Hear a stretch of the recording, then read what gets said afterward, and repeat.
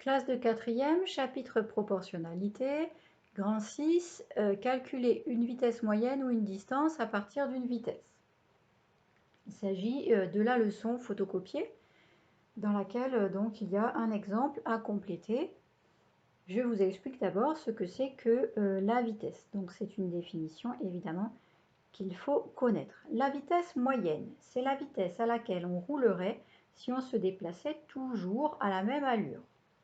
Où on marcherait, une petite image de marcheur, si on était toujours à la même allure. Par exemple, en vélo, on est toujours à la même vitesse en montant et en descendant. À pied, c'est pareil, etc. Et on ne fatigue pas. Elle exprime une situation de proportionnalité entre la distance parcourue et le temps mis pour le parcourir.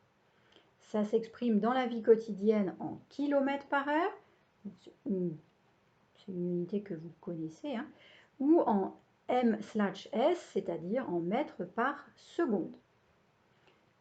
Techniquement, comment est-ce qu'on fait pour calculer la vitesse en kilomètres par heure ou bien pour calculer une distance? Eh bien, qu'est-ce qu'on va faire? On va faire un tableau de proportionnalité avec une ligne, comme c'est pour exprimer la proportionnalité entre la distance parcourue et le temps mis pour le parcourir.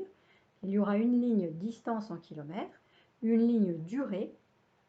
Et alors, c'est là que c'est astucieux. Pour avoir une vitesse, par exemple, en kilomètres par heure, on va mettre non pas une ligne en heure, mais en minutes.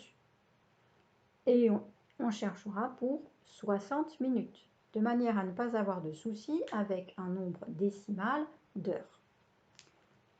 Exemple, code couleur c'est vert pour l'exemple. J'ai marché pendant 38 minutes, j'ai parcouru 3,1 km. Quelle a été ma vitesse moyenne? En conservant cette allure, combien de temps me faut-il pour parcourir 4 km? Alors, on a dit il s'agit d'une proportionnalité entre la distance et le temps mis pour le parcourir.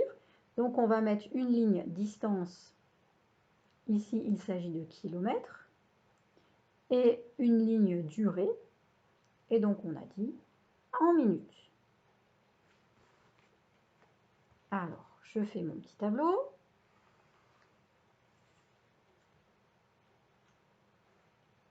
Voilà.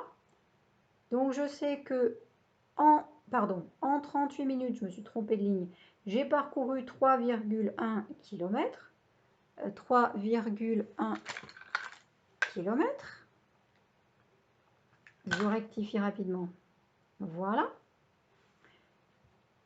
C'est bien des kilomètres et là c'est bien des minutes, je ne me suis pas trompée. Et je demande quelle a été ma vitesse moyenne, c'est-à-dire si j'avais fait à la même allure, si j'avais marché pendant 60 minutes, combien j'aurais fait de kilomètres. Ça, c'est pour répondre à ma question petit 1. Et pour répondre à ma question petit 2, eh bien, je vais me dire combien de temps il me faut pour 4 km. Donc, je vais essayer de faire 4 km et je me demande combien de temps j'aurai besoin pour y arriver. Alors, on a vu ensemble une méthode rudement pratique qui est la méthode du produit en croix.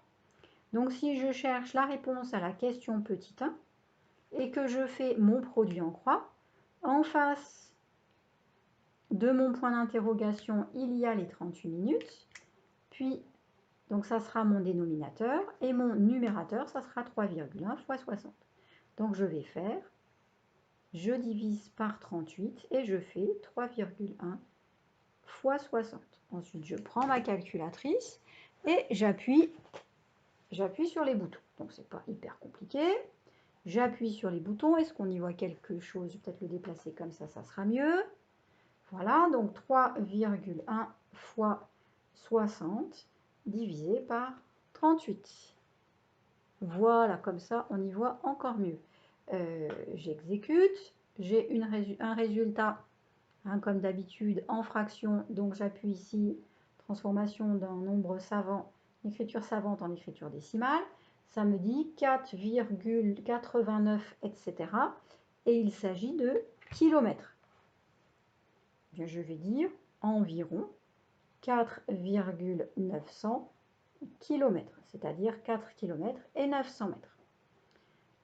Deuxième question, comment trouver le temps nécessaire pour parcourir 4 km? Eh bien, je vais faire la même chose. 4 km, je vais multiplier par 38 et puis je vais diviser par 3,1. 4 fois 38 divisé par 3,1. Et pareil, j'appuie sur les boutons. Alors, est-ce qu'on y voit quelque chose? On va dire que oui. Alors, 4 fois 38 divisé par 3,1, ça me donne 49,03. Bien, je vais dire environ 49 minutes. Voilà, il me faut 49 minutes pour parcourir 4 km.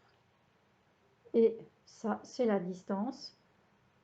La distance que je parcours en 1 km. Donc, ma vitesse est de 4,9 km par heure. Et voilà, c'est terminé. Donc vous voyez, ça n'est pas très compliqué. Pensez bien à faire le tableau, c'est ce qu'il y a de plus simple. Bonne continuation dans vos apprentissages et bon entraînement. J'espère que cette vidéo vous aura été utile.